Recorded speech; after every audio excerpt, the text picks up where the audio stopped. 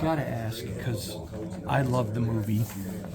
When they come to you, and when Tony Evans, I think Tony was the producer, Tony Evans, when he comes to you and says, hey, we're going to do this movie, Show Me the Father. Talk about that moment, would you?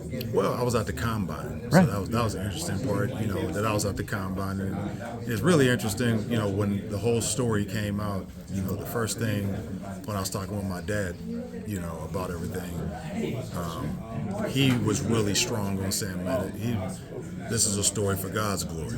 Right. And was really saying, he's like, I really wish we could do a faith-based movie on it. Not even thinking anything with the Kendricks brothers or anything like that. And then next thing you know, a couple months later, I was literally at the Combine. Obviously, I was with the Chiefs then, and they called me. So it was, And that's when the Kendrick brothers called? yeah, they called and said, hey, we want to do this. And I was like, wow. I said, man, you guys' ears must be burning out sick, because me and my dad just talked about this like within the last month or so.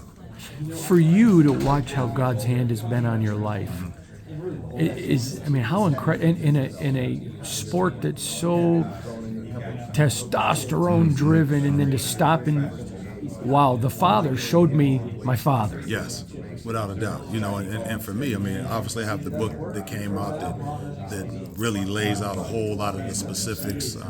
For the listeners, though, tell them the title of that. The title of the book is Runs in the Family. Yep. So it just came out in June. It is doing really, really well, and that has a strong possibility of being a movie, a very strong possibility. But, it lays out all of the adversity, but more importantly, it shows God's grace and mercy in my life, and I can't do anything but give him all of the glory, because there were so many things he kept me from and protected me from. And some of the things I just wanted to go do that didn't make any sense. I wanted to intentionally make the wrong decision for whatever reason, for selfish reasons, or reasons that were rooted in things that made no sense. And just for God to just continue to have his hand in my life and serve as a guardrail to get me back on track. I can't do anything but now pass that on to the group that I have and the guys that I touch, and I let them see how strong Christ has worked in my life, and now I try to be a blessing to them. Mine too. I got the same testimony. Quickly about football, you get Ashton. Arguably the best running back in the draft since Saquon Barkley. Zamir, Raheem, Sincere, Dylan.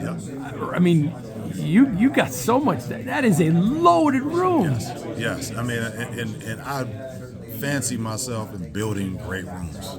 Taking whatever the room is and raising it up several levels. And I think, as a matter of fact, I would say I know that's what we're doing. The guys' body language, their buy-in, the belief that they have right now, it shows me everything I need. So now we got to show everybody.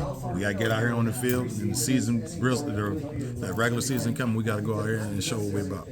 When Ashton lowered his head, though, against the Niners, it was because we've got to see it in camp. How excited were you to just finally see it under the lights? Yeah, I was fired up because he's been displaying those things. Right. And we've seen it every day in camp. And you see it, and I was just happy he had an opportunity to do that in the game and give everybody a little breadcrumb of what's to come this season.